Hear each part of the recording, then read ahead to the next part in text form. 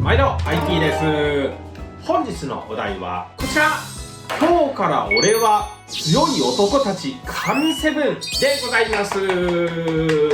ということでですね、有名な昭和ヤンキーコメディ漫画である今日から俺はの中からですね、こいつたちこそ最強だろうと思われる男たちを7人選抜いたしまして、神7として今日はご紹介したいと思います。僕の大好きなヤンキー漫画なだけに未読の方はぜひこれを機にですね読んでいただきたいなと思っております。そしてこの作品ドラマ化映画化ともに大成功しておりまして、漫画を読んだことのない方にでもですね結構人気な作品となっているんですけども、ドラマや映画の中ではですねどっちかというとしっかりとね笑えるようなコメディ要素をきちんと描かれているので、一体この男たちの中で誰がどういう風に強いんだということがねちょっと分かりにくいかなと思いますので、この7人の選抜をですね参考に見ていただければいいかなと思います。ドラマや映画に出てきていないキャラクターたちも登場いたします。では早速ご覧いただきましょう。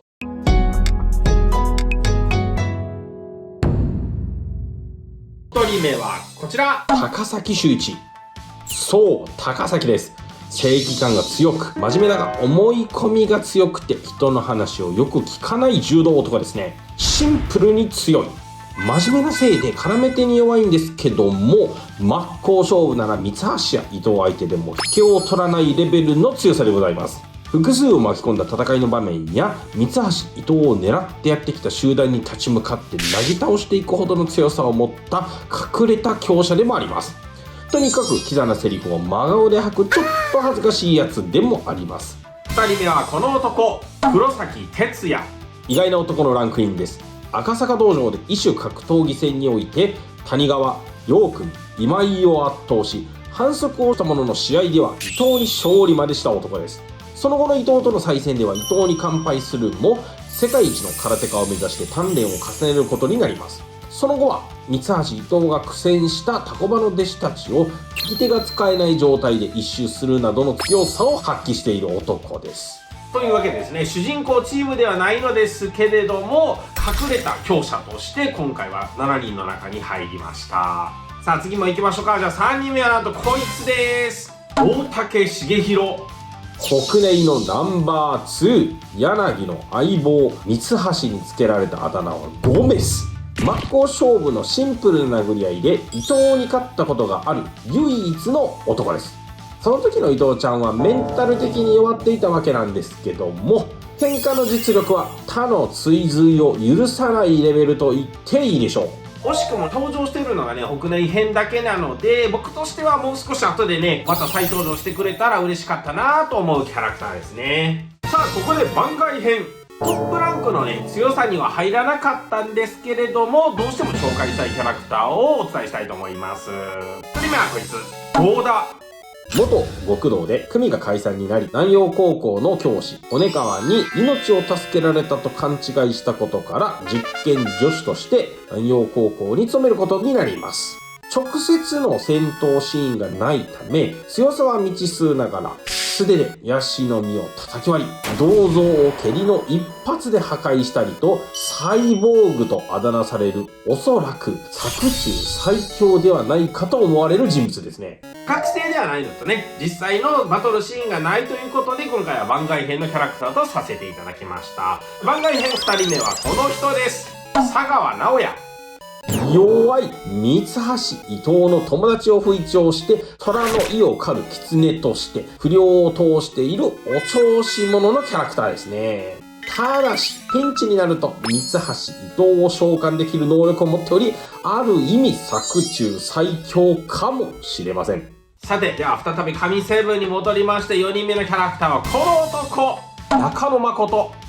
来ました中野。 IT の最も好きなキャラクターの中の一人ですね。三橋伊藤とためを張る実力の持ち主で、スピードは三橋級、パンチの威力もパンチングマシーンで200キロ超えを出すパワーを有しています。何よりすごいのはヤクザのドスを素手で受け止めるとんでもないやつであること。かの有名な漫画で出てくる成長後の明神弥彦の真剣白羽取りとどちらがすごいか競ってほしいぐらいであります。この漫画の中ではこの中野より強いやつを探すのが難しいレベルで強い男ですね。さあ残り3人となってまいりました。もう強さベスト3と言ってもいいんじゃないでしょうかね。5人目の男はこちらです。片桐聡。極悪最強の明久高校最強の番長であります。身長がほぼ2メートルある大男で体格もごっつい。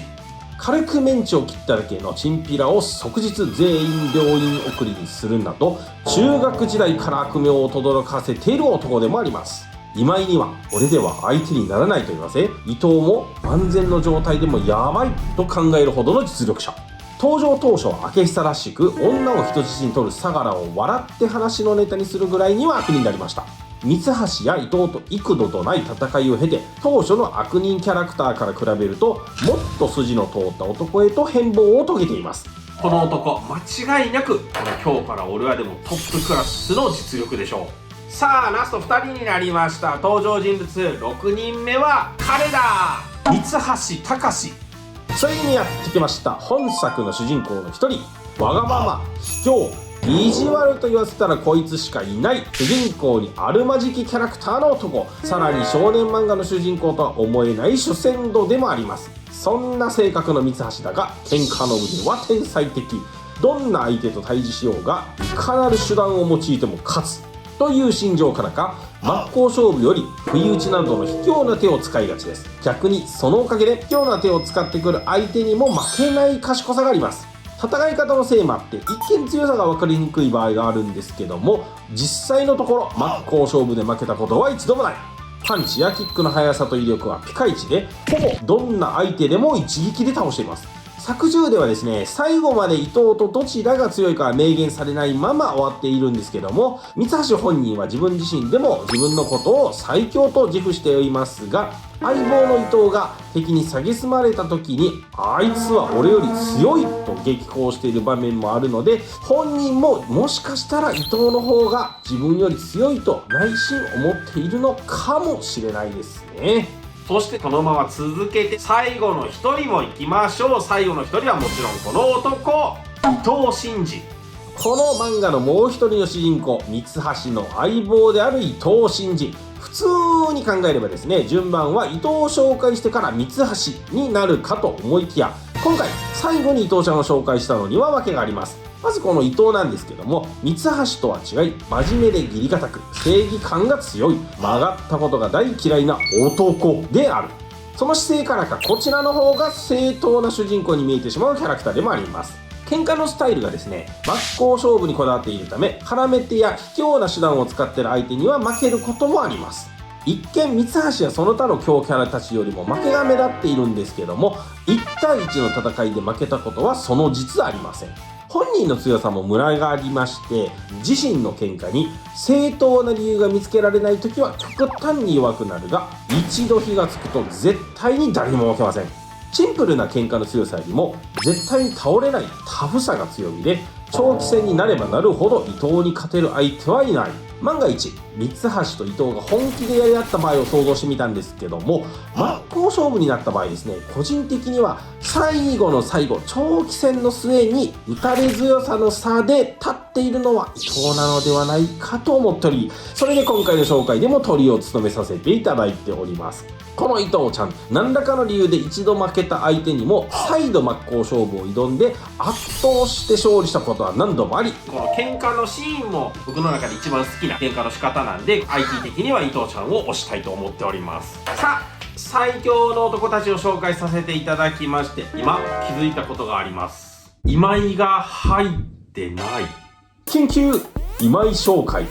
今日から俺は裏主人公と言っても過言ではない男、今井勝利。190センチ超えの大男でとてつもない怪力の持ち主である紅高の番長。当然そこら辺の不良には負けない強い男なんですけども、トップ勢と比べると対マンで勝てる実力があるかどうかはちょっと微妙なところではあります。今井の真骨頂は強さではなくその面白さでしょう。今日から俺はの面白エピソードにはほぼ絡んでくるダントツの面白いキャラクターでもあります。その面白さは本作の面白エピソードを紹介する動画にてお話しすることにしましょう。さあ皆様、今日から俺は最強の男たちに熱くなっていただけましたでしょうか。本作品のね、面白さの一つである喧嘩をより熱くさせてくれる男たちのことを知ってもらえたら嬉しいですね。いやー、漫画って本当にいいもんですよね。